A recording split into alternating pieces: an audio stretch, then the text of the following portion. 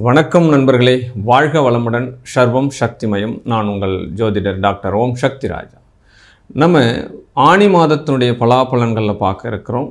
இருக்கக்கூடிய மாதங்களில் உத்தராயண புண்ணிய காலங்களினுடைய கடைசி மாதமான இந்த ஆணி மாதம் தலையாயன மாதம் அப்படின்னு பேர். ஆமாம், தலைச்ச மாதம் அப்படின்னு சொல்லுவாங்க. ஜோதிட பழமொழியில் கிராமங்களில் கூட இன்றளவு கூட பெரியவர்கள் என்ன சொல்லுவாங்கன்னா, தலைச்சின திருமணம் செய்யக்கூடாது. அதாவது வீட்டிலே பிறந்த ஒரு ஆண் குழந்தையும் வீட்டிலே பிறந்த ஒரு பெண் குழந்தையும் முதல் குழந்தையாக பிறந்து விட்டால் சேர்க்கக்கூடாது அப்படின்ற ஒரு விதிமுறையை ரொம்ப பாடுபாடாக சேர்த்து வச்சுட்டுருக்காங்க. அப்படி இல்லை அதனுடைய விதிமுறை.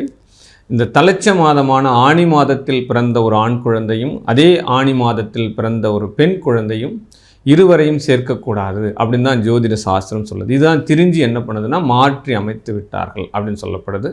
சரி, இந்த ஆணி மாதத்தில் திரிகிரகி யோகம் அப்படின்ற யோகம் செயல்படுது. இது ஒரு 5 ராசிக்கு மிகப்பெரிய ஒரு பலமாக இந்த ஆணி மாதத்தில் செயல்படுது. திரிகிரகி யோகம் அப்படின்னா சூரிய பகவான், குரு பகவான், புதன் பகவான் இந்த 3 ராசிகள் மிதுனத்தில் கூட்டாக ஒன்று சேர்ந்து யோக பலன்களை மேஷ ராசிக்கும் மிதுன ராசிக்கும் சிம்ம ராசிக்கும் விருச்சிக ராசிக்கும் தனுர் ராசிக்கும் பல யோகங்களை இந்த மாதம் வெற்றியடைய வைக்கப் போகிறது அப்படின்றதில் எந்த ஒரு மாற்று கருத்தும் கிடையாது. இந்த ஆணி மாதம் 8ஆம் தேதி புதன் பகவான் மிதுனத்திலிருந்து கடகத்துக்கும், ஆணி மாதம் வரக்கூடிய 15ஆம் தேதி சுக்கிர பகவான் மேஷத்திலிருந்து ரிஷபத்துக்கும் பயிற்சியாகி இந்த மாதத்தினுடைய 12 ராசிகளுக்கும் யோக பலன் என்ன, வேதைகள் என்ன, வாதங்கள் என்ன, மகிழ்ச்சிகள் என்ன, சந்தோஷங்கள் என்ன, உங்களுடைய வளர்ச்சிகள் எவ்வகையாக நீங்கள் எடுத்துக்கொள்ளலாம், எந்த மாதிரியான பூஜைகளை நீங்கள் அனுஷ்டித்து யோக பலன்களை பெறலாம் அப்படின்றத நம்ம விரிவாக பார்க்கலாம். இந்த உத்தராயண புண்ணிய காலமான இந்த ஆணி மாதத்தில் வரக்கூடிய உத்திரம் நட்சத்திரத்தில் சிவ பூஜை செய்யுங்க. உங்களுடைய குடும்பங்கள் சந்தோஷம் அடையறதுக்கு வாய்ப்புகள் நிறைய உண்டு. இந்த ஆணி மாதத்தில் வரக்கூடிய இந்த கேட்டை நட்சத்திரத்தில் ஸ்ரீரங்கம் போயிட்டு இந்த திருமஞ்சனத்தை உங்களுடைய கண்களால் சேவிக்கிறீங்க அப்படின்னா மிகப்பெரிய ஒரு யோகமாக உங்களுடைய செல்வ வளம் குறையாத வண்ணமாக அந்த ஸ்ரீரங்கம் ரங்கநாதர் உங்களை அருள்பாலிப்பார். ஆணி மாதத்தினுடைய வரக்கூடிய இந்த பௌர்ணமி எக்காரணத்தை கொண்டும் மிஸ் பண்ணாதீங்க. இந்த பௌர்ணமியில் திருச்சி உறையூர் இந்த வெக்காளி அம்மன் அந்த அம்மனுக்கு மாம்பழம் கொடுத்து அபிஷேக ஆராத்தி பண்ணுங்கள். அதுவும் இல்லாமல் திருச்சியிலே மலைக்கோட்டையில் தாயுமான சுவாமிகள் இருக்கார், அங்கே வாழைத்தார் கொடுத்து பண்ணுறது அதீத விசேஷம். உங்கள் குலம் வாழையடி வாழையாக மேலோங்கும்ன்றதில் எந்த மாற்று கருத்தும் கிடையாது. இனி கிரக சஞ்சாரங்களை பொறுத்து சூரியனை மையமாக வைத்து நம் 12 ராசிக்கும் இந்த ஆணி மாதம் எவ்வகையான சாதகம் எவ்வகையான பாதகம்ன்றதை பார்க்கலாம். அனைத்து விதத்திலும் யோகமாக செயல்பட்டு கொண்டிருக்கக்கூடிய கும்பராசி என்பர்களே, என்ன சார் அனைத்து விதத்திலும் யோகமான்றீங்க, எங்ககிட்ட ஒன்றுமே இல்லை, எவ்வளோ திட்டம் இருக்குது, எந்த திட்டமுமே என்னால் செயல்படுத்த முடியல, ஜான் ஏறுனா முழம் சறுக்குது, நீங்கள் இன்னமும் அனைத்து விதத்திலும் யோகம்னு சொல்கிறீங்க அப்படின்னு சொன்னாங்க. ஆமாம், ராகு பகவான் 4 ராசியில் இருக்கும்போது தான் யோகமாக வேலை செய்கிறார் ஜோதிட சாஸ்திரம் சொல்லுது. அந்த ராசியில் பார்த்தோம் அப்படின்னா கும்ப ராசியில் ஒரு மூல திரிகோணமாக இருக்கிறாரு. அப்போ அந்த ஸ்தான பலத்தை பெருக்கிறாரு. ஆமாம் அப்படின்னு சொல்லப்படுது. அப்போ அந்த ராகு பகவான் ராசியில் பயணிக்கும் பொழுது உங்களுடைய எண்ணங்கள் மிகப்பெரிய அளவில் பிரம்மாண்டமான எண்ணங்களாக மாறிக்கொண்டிருக்கிறது.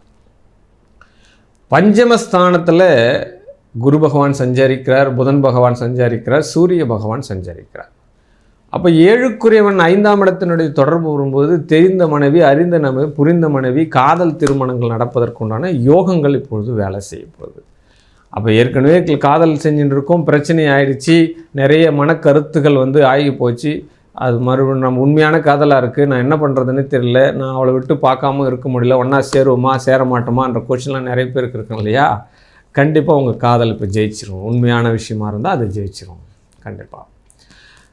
உத்தியோகத்தை தேடி செல்லக்கூடிய வாய்ப்புகள், பணத்தை தேடிக்கொள் செல்லக்கூடிய வாய்ப்புகள், வருமானத்தை தேடி போகக்கூடிய வாய்ப்புகள் எல்லாமே வெற்றி அடையும் அப்படின்னு சொல்லப்படுது.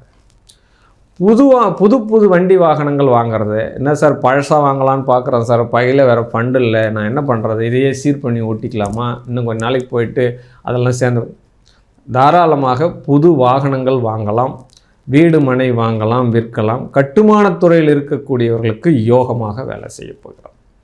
ஆமாம், இந்த ரியல் எஸ்டேட் துறையில் இருக்கிறவங்களுக்கு நல்ல ஒரு யோகமாக இந்த கும்பராசிக்கு இப்போ வேலை செய்ய போகிறது. ஷேரில் நம்ம பண்ணுறவங்க, அதாவது பார்ட்னர்ஷிப்பில் பிஸ்னஸ் பண்ணுறவங்க, இவங்களுக்கு எல்லாமே நல்ல ஒரு ஏறுமுகமாக இருக்குது. உங்கள் பார்ட்னர் உங்களை ஹோப் பண்ணுவாங்க, நல்ல விஷயம். இப்போ கணவன் மனைவி 2 பேரும் சேர்ந்து தொழில் பண்ணக்கூடியவங்க, ஒரே பிஸ்னஸ்ஸு, வீட்டுக்காரர் என்ன பண்ணுவார், ஓடி ஆடி பொருள் எல்லாம் எடுத்துகிட்டு வந்து சேர்த்துருவார் ஒரு மளிகை கடையில். அந்த அம்மா என்ன பண்ணணுன்னா கல்லாப்பட்டில் உட்காந்துட்டு வியாபாரம் பண்ணிட்டுருக்கோம். இந்த விஷயங்கள் எல்லாமே உங்களுக்கு யோகமாக வேலை செய்ய போகிறது. கர்மஸ்தானம் வேலை செய்யுது சார். தொழில் இன்னொரு தொழில் ஆடாகிறதுக்கு உண்டான சூழ்நிலை, தொழிலே வேறொரு கிளையை நிர்வகிக்கிறதுக்கு உண்டான சூழ்நிலை, உங்களுடைய தொழில் ஸ்தானத்தை டெவலப்மெண்ட் பெருக்கிறதுக்கு உண்டான சூழ்நிலை, எல்லா விஷயமே அருமையாக பக்காவாக பிளான் பண்ணி ஸ்கெட்ச் பண்ணி ரெடி பண்ணுறதுக்கு உண்டான சூழ்நிலை எல்லாம் வேலை செய்யும். மூத்தோர் சொல் உங்களுக்கு வெற்றியை தரும். அதாவது அண்ணன் தம்பி உறவுகளில் முதியவனுடைய உறவுகள் உங்களுக்கு வெற்றியை தரும், அக்காவனுடைய உறவுகள் வெற்றியை தரும், அவங்களுடைய ஆலோசனைகள் வெற்றியை தரப்போகிறது. லாபங்கள் பெருமளவு இந்த மாதத்தில் உங்களுக்கு கிடைக்க போகிறது. மண்ணை தொட்டாலும் பொன்னாகக்கூடிய ஒரு மாதமாக செயல்பட போகிறது. குடும்பம் சந்தோஷமாக இருக்கும் சார், ரொம்ப ஹாப்பியாக இருக்கும். உங்களுக்குள்ளே இருக்கக்கூடிய கருத்து வேறுபாடுகள் நீங்கி ஒரு டூர் போகலாமா, ஒரு பிக்னிக் போகலாமா, இல்லை கோயில் குளம் போகலாமா, ஒரு சினிமாவுக்கு போகலாமா, ரொம்ப நாளாச்சு சார் நானும் என் மனைவி சினிமாவுக்கு போச்சு, இந்த மாதிரி சொல்லிட்டு இருக்கவங்க கூட இந்த மாதத்தில் ஒரு தீர்த்த யாத்திரை போகிறதுக்கு, சுற்றுலா போகிறதுக்கு, நல்லா ஜாலியாக இருக்கிறதுக்கு உண்டான சூழ்நிலை எல்லாமே கிடைக்கும். ஏன்னா உங்கள்கிட்ட பொருளாதாரம் வந்துடும், பணத்துக்கு குறை இருக்காது, கண்டிப்பாக பிளான் பண்ண விஷயங்கள் எல்லாமே நடந்துடும், குடும்பம் சந்தோஷமாக இருக்கும். இந்த விஷயத்து எல்லாமே இந்த கும்பராசிக்கு வெற்றி அடைவதற்குண்டான சூழ்நிலைகள் கிடைக்கும். கும்பராசியினருக்கு இந்த மாதம் வரக்கூடிய பௌர்ணமி மிஸ் பண்ணாதீங்க. ஏன்னா பௌர்ணமி அமாவாசை இந்த 2 விஷயம் யோகமாகவும் பாதகமாகவும் வேலை செய்யும். அதை கணிக்க தெரியல, அதன் பிரகாரம் நம்ம அந்த பரிகாரத்தை செய்ய முடியல அப்படின்னா நம்மளுக்கு ஆப்போசிட்டாகவும் வேலை செஞ்சிடும், பெரிய வளர்ச்சிகளையும் கொடுத்துரும் அந்த 2 விஷயமும். அப்போ இந்த பௌர்ணமி அமாவாசையில் பிறந்த இந்த குழந்தைகளுக்கு எந்த கிரகங்களும் திதிசூன்யம் அடைவதில்லை. அந்த 2 இதுக்கு மட்டும்தான் விதிவிலக்கு கொடுத்துருக்கா. பெண்களுக்கு ஏதாவது நீங்கள் விசேஷம் பண்ணுறீங்க, எந்த விசேஷமாக இருந்தாலும் சரி, அது திருமணமாக இருக்கலாம், சீமந்தமாக இருக்கலாம், அப்போ அவளுக்கு ஏதாவது சடங்கு சம்பிரதாயம் பண்ணுறீங்க அப்படின்னா இந்த பெண்களுக்கு அது எந்த கிழமைனாலும் நீங்கள் பார்க்க வேண்டிய அவசியம் கிடையாது. பௌர்ணமியில் பண்ணுவது மிகப்பெரிய யோகமாக வேலை செய்யும். அது பெண்களுக்கு உண்டான நாள் அப்படின்னு நீங்கள் குறித்து வச்சுக்கலாம். ஒரு ஜோதிடர்கிட்ட போகிறோம், நாங்கள் பெண்ணோட ராசி நட்சத்திரம் சொல்லி நல்ல நாள் பார்த்து கொடுங்க அப்படின்ற ரொம்ப விஷயம் நீங்கள் தெரிஞ்சிக்க ஒரு விஷயம் இல்லைன்னா மதம் சார்ந்து இருக்கிறவங்களுக்கு இது ஒரு விஷயம். அப்போ பெண்களுக்கு உண்டான விசேஷ நாள் எதுனா பௌர்ணமியில் செய்வது தோஷத்தை தராது. இது பெரிய விஷயம், அந்த பெண்களுக்கு உண்டான மகத்துவமான விஷயம். அப்போ கும்பராசி என்பவர்களுக்கு 7ஆம் இடத்துல செவ்வாய் கேது போகுது. அப்போ கேது பகவான் போகும்பொழுது திருமணம் சார்ந்த விஷயங்கள் எப்படி அமையும், எப்படி அமைச்சிக்கலாம் அப்படின்னா, இப்போ எப்பயுமே ஒரு 7ஆம் இடம் சூரியனாக வருது அப்படின்னா எதிர்பார்த்த கலத்திரத்தில் ஒரு ஏமாற்றம் உண்டு. நாம் என்ன நினச்சிருப்போம், ஒரு பெண் என்ன நினச்சிருப்போம் மனசுக்குள்ள அப்படின்னா, நமக்கு அஜித் மாதிரி கணவன் வேணும், விஜய் மாதிரி கணவன் வேணும், அப்போ இன்றைக்கி ட்ரெண்டிங்கில் யார் இருக்காங்களோ அந்த மாதிரிலாம் வரணும் அப்படின்னு எல்லா பெண்ணும் கற்பனை பண்ணுறது இயற்கை தானே. அப்படிப்பட்ட ஒரு கற்பனை உலகத்தில் இருக்கக்கூடிய பெண்களுக்கு என்ன நடக்கும் அப்படின்னா, இருக்கிறத வச்சு வாழ், அப்போ நமக்கு எது சேஃப்டி முக்கியமோ அதுக்கு உண்டான கணவன் அமைஞ்சிக்கிறார் அப்படின்னா அதை வச்சுன்னு வாழ் அப்படின்ற மாதிரி தான் இருக்கும். நான் இப்படிலாம் எதிர்பார்த்து வந்தேன், கடைசியில் என்ன பண்ணிட்டாங்க, என் ஆசையும் மண்ணாசையாக போட்டாங்க அப்படின்ற மாதிரி ஒரு வெறுப்பு நிலைக்கு வரக்கூடாது. எப்பயுமே ஒரு விட்டு கொடுக்கும் தன்மை, சகிப்புத்தன்மை 2 விஷயம் இருக்குது அப்படின்னா அவங்க தான் வாழ்க்கையில் ஜெயிக்க முடியும், அவங்க தான் அடுத்த நிலைக்கே போக முடியும்.